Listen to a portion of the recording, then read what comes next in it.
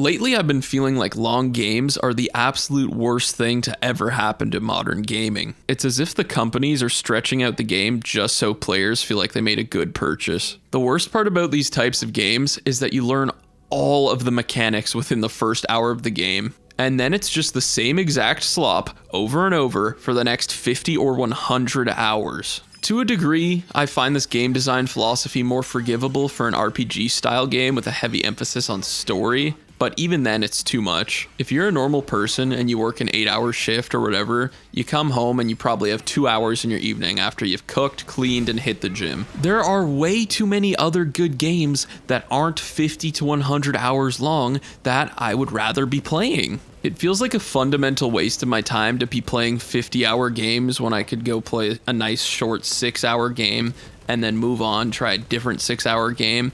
And I feel like I get to experience more games instead of, yeah, man, I'm just going to play the same slop for 50 hours to 100 hours. Yep. Give me the slop. That's what we gamers want. Friggin' slop. The absolute worst offenders in the genre are Ubisoft-style open-world games. The last one I played was The Ghost of Tsushima, and it started off great. It had good graphics. There's a lot of stuff to do. Cool story. Great mechanics. But then a realization washes over you. Wow.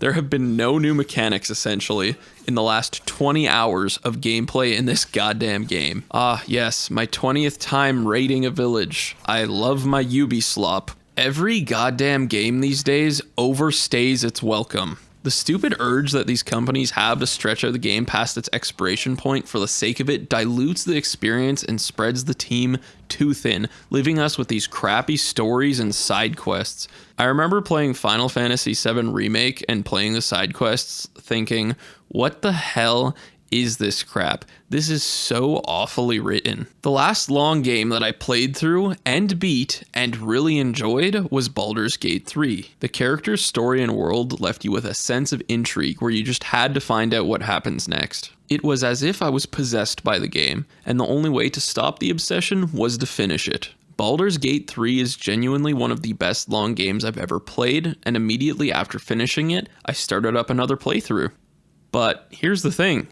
Not every one of these 50-plus hour games is going to end up being a phenomenal experience. In fact, I think the grand majority of these way too long games just end up deteriorating every hour past 20, maybe 25 hours into the game, and it becomes a dread to finish them, and I personally just usually end up not finishing them. Short games though, dear God, I cannot get enough of them.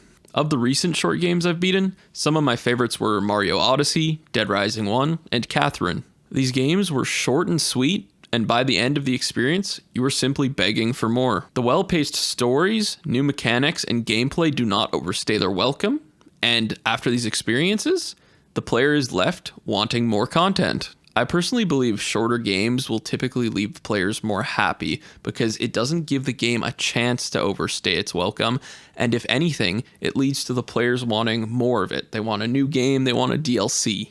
As opposed to the experience with a game that's too long where you start to dread every hour after, and if a DLC is released, you're simply not going to touch it. To put it simply, we all need to start buying and playing games that actually respect our time. More often than not, long games will not do so. The developers are too busy going, hey man, let's add like 30 hours of filler to this game so the player feels like they got a good deal, man. And on occasion, you'll come across a really long game that isn't filled to the brim with disgusting levels of filler. But honestly, I hate modern long games.